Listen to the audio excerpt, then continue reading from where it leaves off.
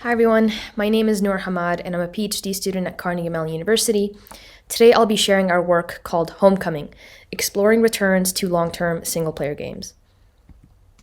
I conducted this work with my collaborators, Owen Brierley, Zach McKendrick, Sowmya Somanath, Patrick Finn, Jessica Hammer, and Ehud Sharlin.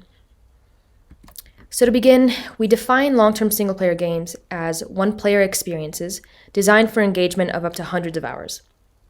In that time, the player is required to invest in narrative, inventory management, and combat skill acquisition to make progress in the game.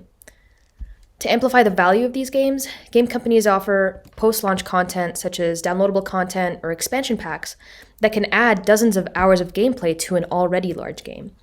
And this post-launch content incentivizes a return to long-term single-player games months or even years after release, at which point players may have moved on. And game systems don't adequately recognize that a player is returning to their last saved progress as opposed to continuing play uninterrupted. And this return experience is an understudied area in games research, and that's what we're asking about.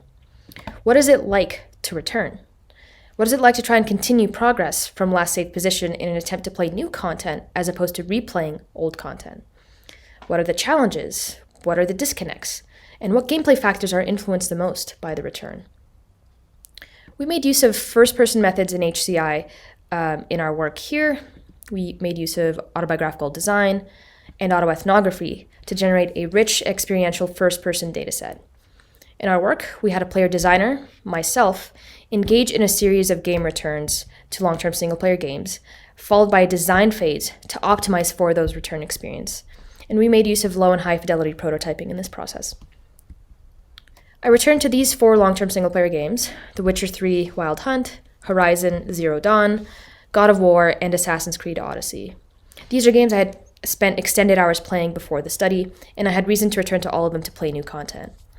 We made use of audio and written journals during the play sessions, and our data revealed a consistent pattern of return play across the 4 games.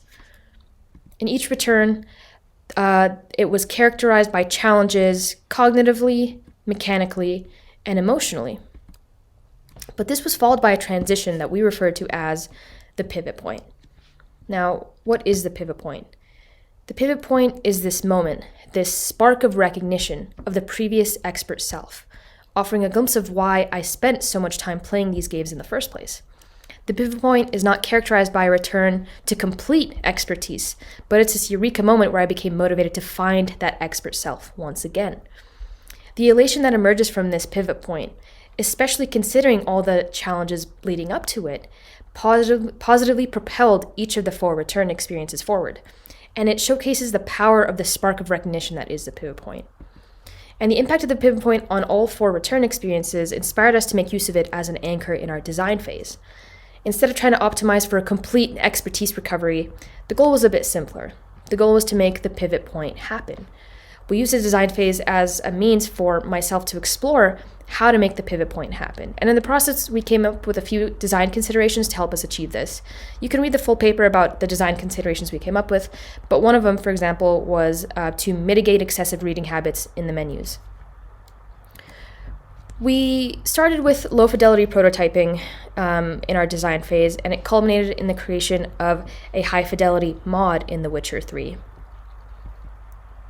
You can read about the whole design process in the paper, but we used this design phase as a means to understand how the pivot point can play a role in the design of better return experiences to long-term single-player games. And while this work is autobiographical in nature, we now have a better understanding of how to move forward in pursuit of better return experiences in long-term single-player games. And we're also equipped with this powerful design avenue that is this pivot point to explore in the future as well.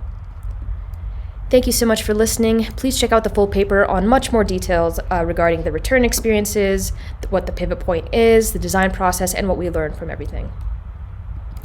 Special thank you to NSERC for funding this work, and to my amazing co-authors as well.